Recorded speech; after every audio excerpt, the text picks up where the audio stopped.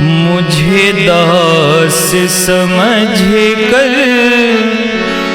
रख लेना भगवान तू अपनी चरणों में।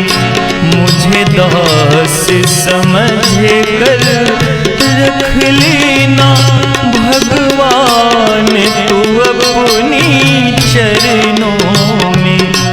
भगवान तू अपनी चरणों में, भगवान तू अपनी चरणों में, भगवान तू अपनी चरणों में। मुझे दास बना कर रख लेना भगवान तू अपनी चरणों में। मुझे दास बना कर रख लेना।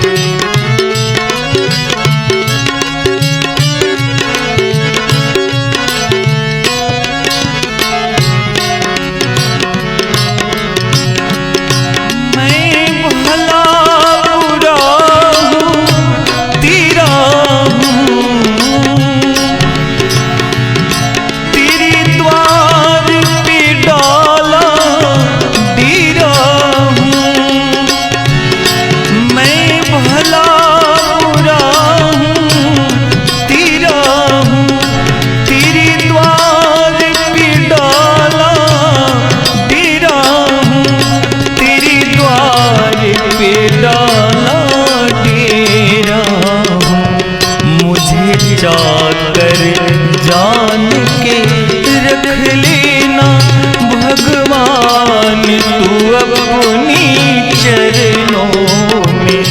मुझे दास समझ कर रख लेना भगवान तू अपनी चरणों में।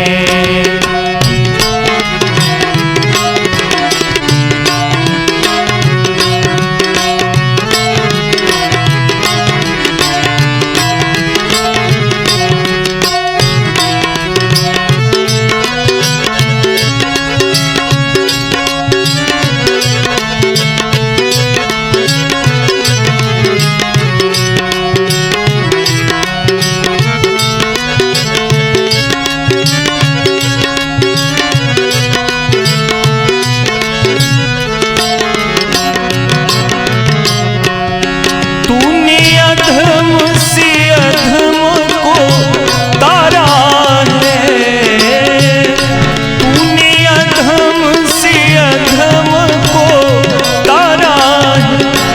उसमें ही नाम हमारा है, उसमें ही नाम हमारा है, उसमें ही नाम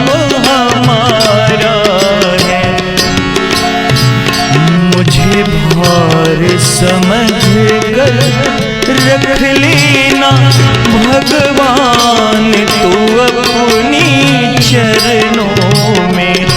मुझे दास समझ कर रख लेना भगवान तू अपनी चरणों में। भगवान तू अपनी चरणों में, भगवान तू अपनी चरणों में, भगवान तू अपनी चरणों में। मुझे दास समझ कर रख लेना भगवान तू अपनी चरणों में। मुझे दास बना कर भगवान तू अपनी चरणों में, भगवान तू अपनी